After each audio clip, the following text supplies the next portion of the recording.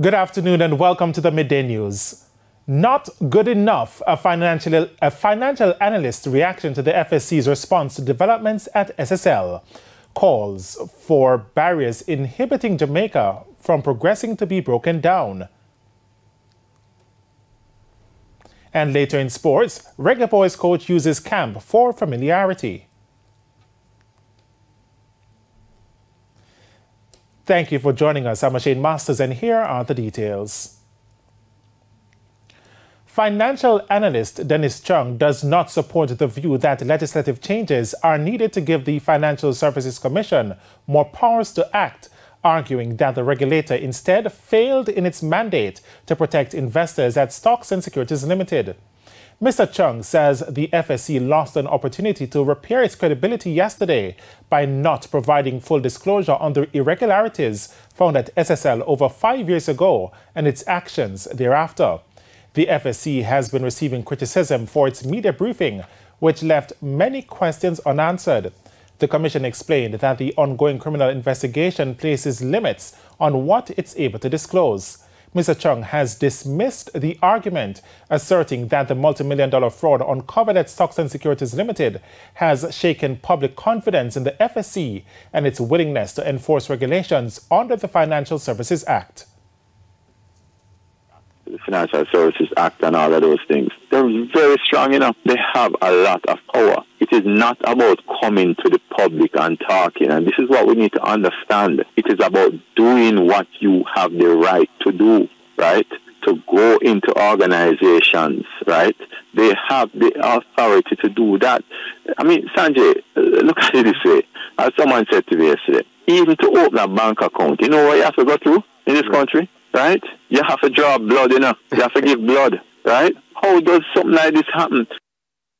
Chung is also disappointed with the response from the FSC Executive Director, Everton McFarlane, on whether funds at SSL are insured. They need to tell us, was there insurance in place at the firm? If the firm is being rogue in other areas, you think that it is beyond belief to think that they might not have insurance also, right? You know, and these are the things that FSC needs to respond on. He wants the FSC's board to address the issues in the public domain. Mr. Chung was speaking today on the morning agenda. In the meantime, calls are getting louder for more to be done to stem corruption in Jamaica. Details in this report. Incidents of corruption continue to plague the country, both in the public and private sector. The decades-old problem has been made worse by the seeming recent rise in cases of fraud in financial institutions. There's a view that if not addressed, the consequences will be dire. Speaking at the National Leadership Prayer Breakfast on Thursday, 2023 Rhodes Scholar David Salmon says there's a lot more that the government and the leadership of the country on a whole can do to stamp out corruption. We must not be afraid to be standard bearers of integrity. Appeasement is not peace. Accommodation is not fairness. Turning a blind eye to corruption is not justice. He says a strong statement must be sent by the government as the youth of a nation are watching. The youth of this country are looking for leaders with courage, not cowardice. We are looking for leaders who are committed to building our communities. We are united in a common purpose to see action on this front and to see leaders who will not capitulate in the face of uncertainty. Mr. Salmon has also called for consensus on crime with focus on the community. He says the issue cannot be looked at as a nation. It must be community by community. To restore our communities, we must also use fairness in the carrying out of justice. Leviticus chapter 19 verse 15 states, "Do not pervert justice. Do not show partiality to the poor or favoritism to the great, but judge your neighbor fairly." To the leaders in our audience, remember this as you carry out justice. Furthermore, if we can solve conflicts outside of our courts, then we should. Restorative justice is needed throughout our communities in order to amicably settle our disputes. Mr. Salmon has therefore issued this charge to the country's leaders. Our leaders to resist the allure of corruption, as this rot has undermined our communities and the principles of fairness and justice. If we can maintain this fixity of purpose, then with our righteous might, we shall see the absolute victory in defeating crime. The youth were also not left out of his charge. To live with integrity and purpose. In the words of one of our founding fathers and national heroes, the Right Honorable Norman Manley, for every time you allow wrong to pass unrebuked, you are breaking down the will to resist. And step by step, you will find yourself left without the courage to fight for what you believe in.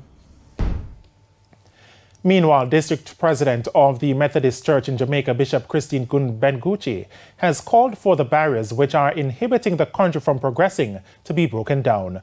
Those, she notes, include economic, age, political, and religious barriers.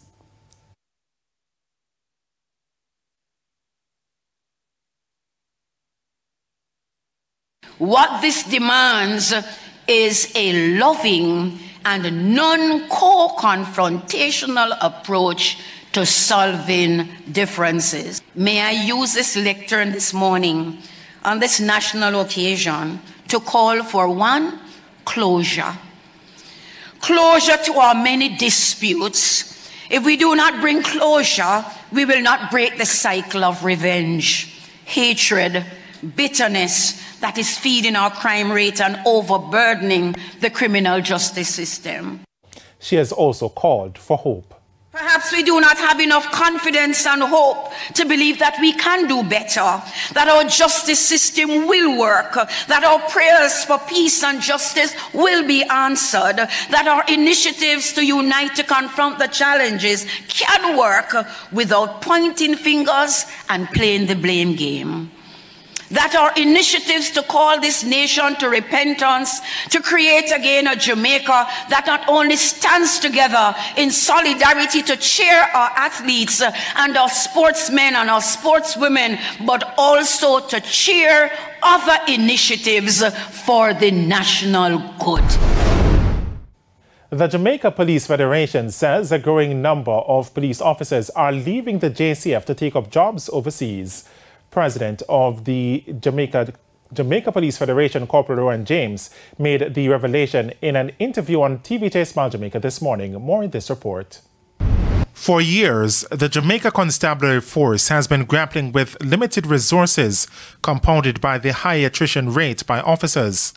Chairman of the Jamaica Police Federation, Corporal Rowan James, says for the force to be effective, it needs at least 18,000 officers. However, it is 3,500 short of that number.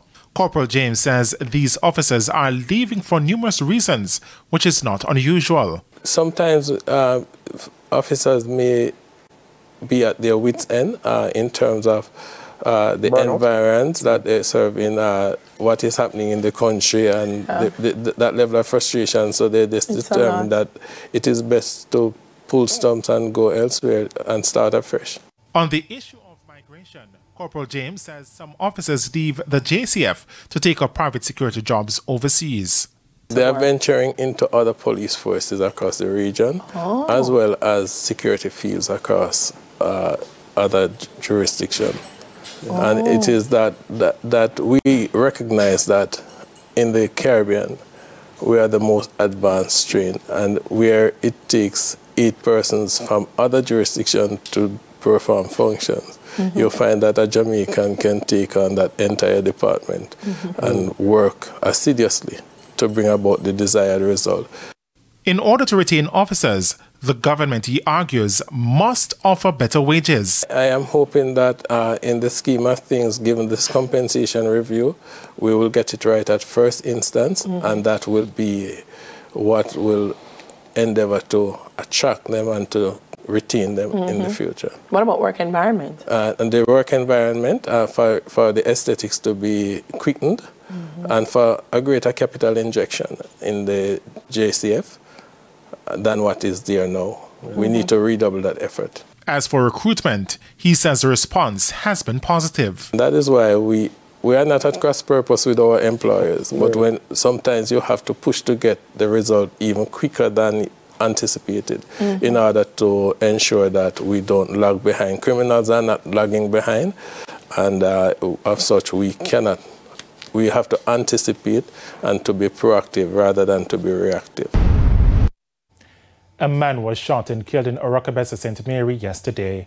He's been identified as 41-year-old construction worker Miguel Nash of Boscobel Heights.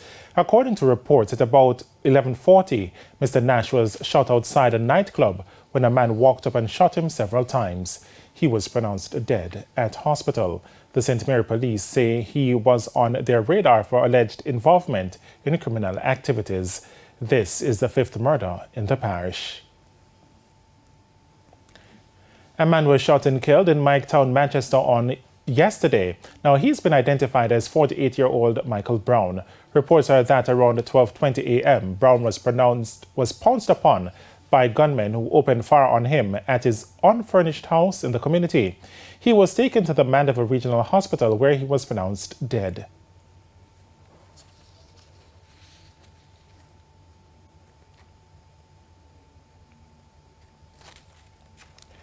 Some councillors in Portmore, St. Catherine, want the government to allow the residents to make the final decision on whether Portmore should become the 15th parish. Councillor for the Edgewater Division, Alric Campbell, says this can be done by asking the question on the ballots in the upcoming local government election.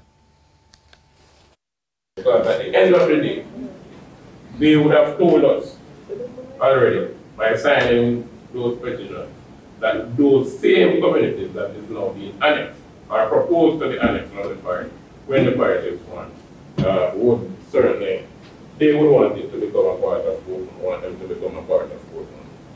So, consultation on the parish status is good. He says consultation on the boundaries of Portmore also needs to be done. Because I don't know if now, 7 years, 8 years later, the people still want those deals to get Portmore. So we also need to consult with them further for them to tell us probably how Riverton is developing now. They may want a piece of it and Portmore. I don't know. But allow the people to speak. Give them a voice as it relates to the boundary itself as well as the parish status. Some of your others say Portmore.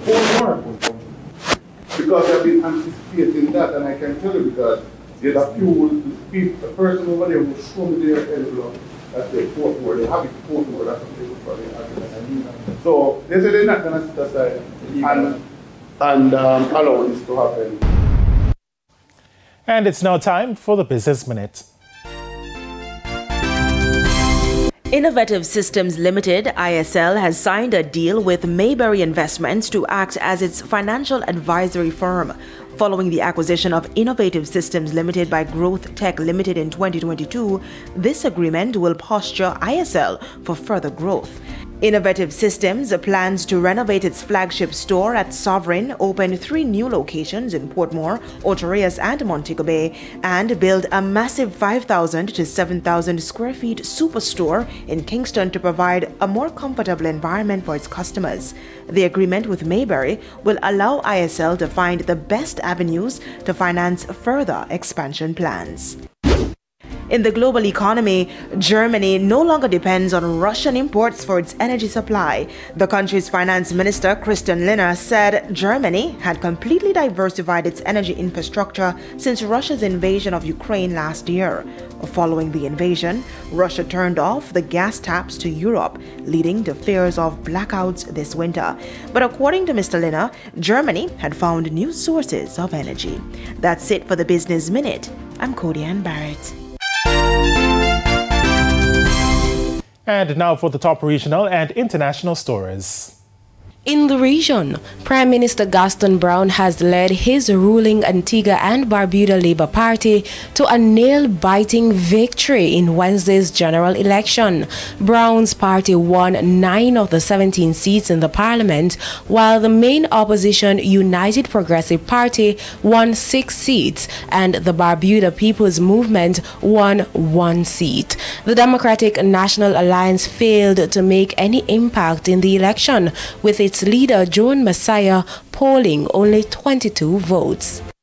On the international scene, trains and flights were cancelled in France and thousands of police officers deployed as a result of a nationwide strike by labor unions. This comes after the government's plan to raise the retirement age for most workers. Public transport has also been badly hit and many schools are closed. The French unions are due to meet Thursday evening to decide on the possibility of further strike action. And those were the top regional and international stories. I'm Sandy Williams. Thanks, Sandy. And we head to a quick break. When we come back, Karen Madden will have your midday sports report.